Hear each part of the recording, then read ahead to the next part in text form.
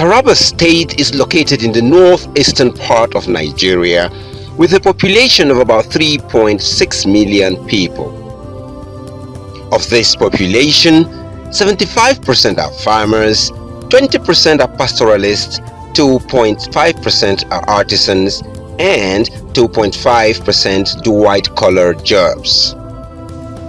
This is the pathetic statistics Governor Darius Ishaku met on assumption of office in May 2015.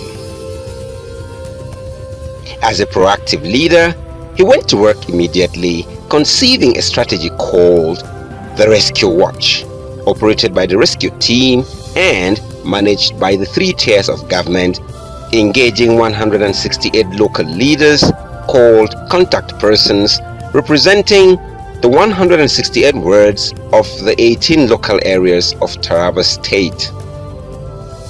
In this system, the rescue team can hold town hall meetings to identify pain points of the people, generate a comprehensive database of all possible short, medium, and long-term interventions, and allow every Taraban to contribute to its success. As a result of this innovative strategy, Governor Darius Ishaku, the rescue captain, has been able to work closely with the 3 tiers of government and its employees to intervene across the following sectors: agriculture, health, education, youth empowerment, infrastructure including roads, water and electricity, investment, security, and governance. The diversification policy of the Rescue Watch has witnessed improved growth in the agricultural sector. The overall policy is to boost production of cash crops. Taraba can feed the whole nation. The country is importing almost 10 million metric tons of rice.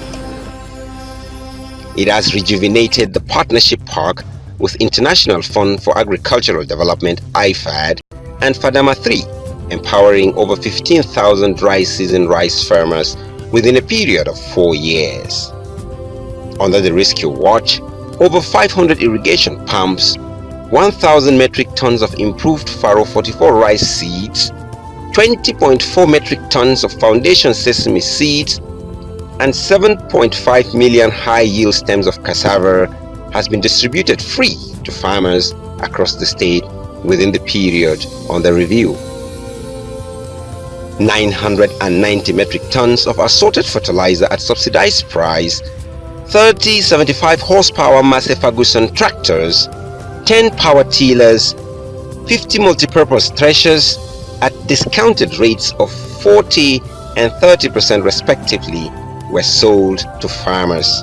Over 3,500,000 animals across the state have been vaccinated and treated against animal diseases in this period. Today, the partnership on the EU Oxfam Procel project has embarked on training 60,500 extension workers across the 3 senatorial zones of the state with an enhanced mutual cooperation with the EU to ensure food security and profit to farmers. Tarabans are now fully engaged in providing their own homegrown food. As part of the Rescue Watch implementation strategy in the health sector, 3 general hospitals in the 3 senatorial zones of the state were innovated and equipped to stand up, namely the Wukari General Hospital, General Hospital Gembu, and the General Hospital in Bambu.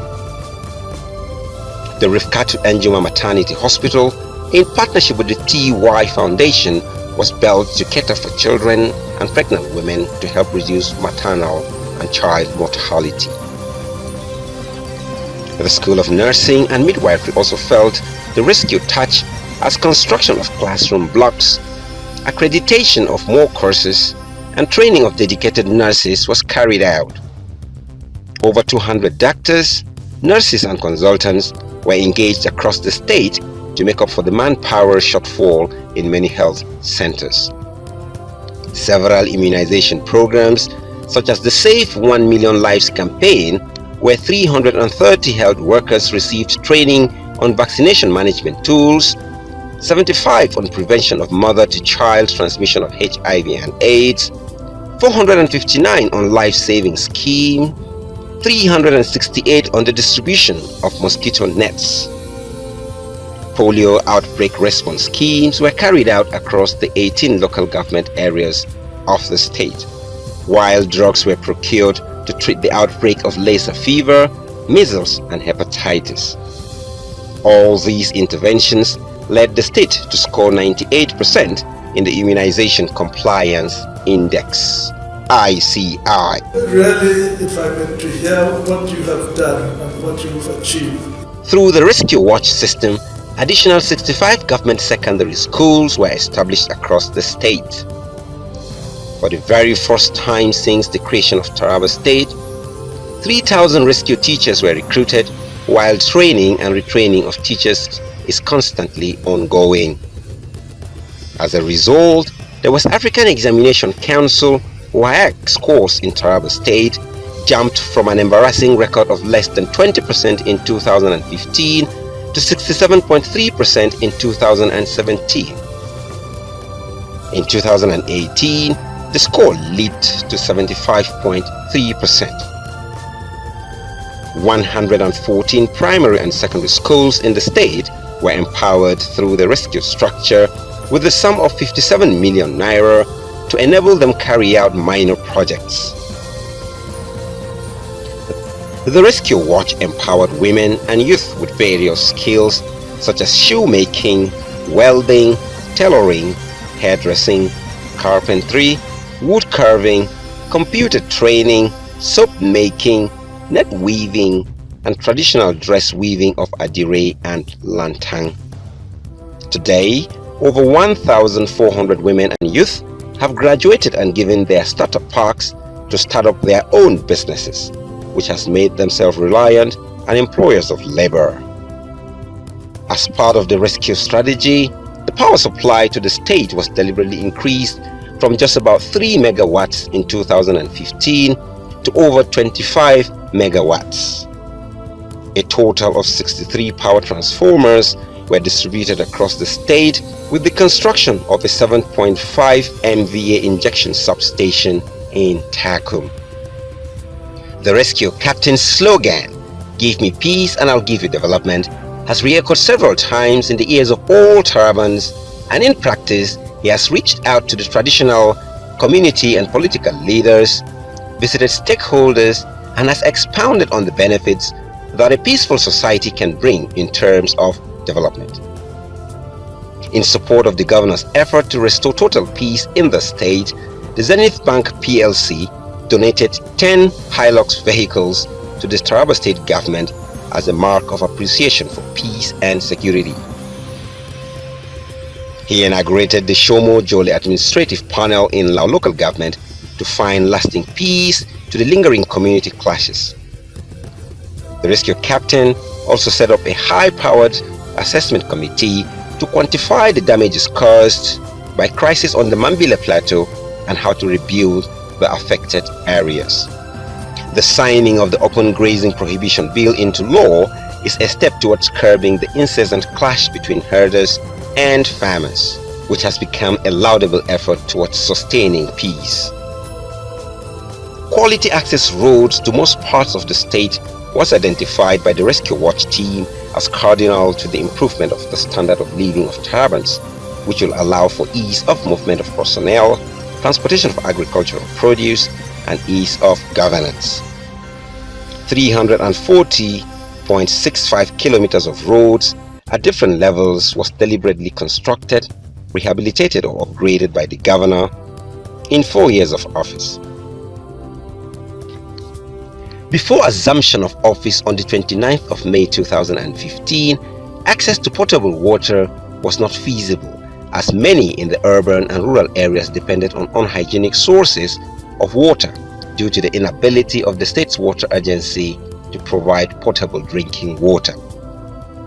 The rescue team, through collaboration with the African Development Bank, ADB, a multi-billion naira water project was constructed and commissioned by the Vice President of the Federal Republic of Nigeria, Professor Yemi Osinbajo, with the installation of the first ever automated teller machine water dispenser in Nigeria.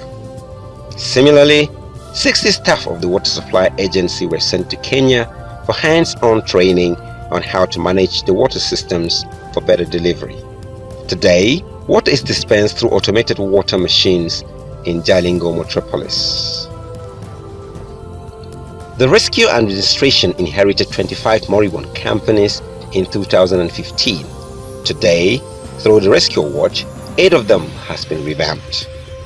This include the Mambila Highland Tea Factory with the introduction of new machines, replacing the entire production lines, and the employment of over 2,000 factory workers to improve and increase production.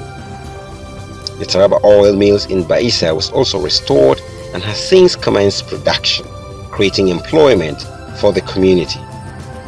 Viva Feed Mill in Zing local government area has also been revived. The Taraba State Plastic Bags Industry Jalingo is now fully functional. And the Taraba Gas, which was almost non-existent, however, has been turned around.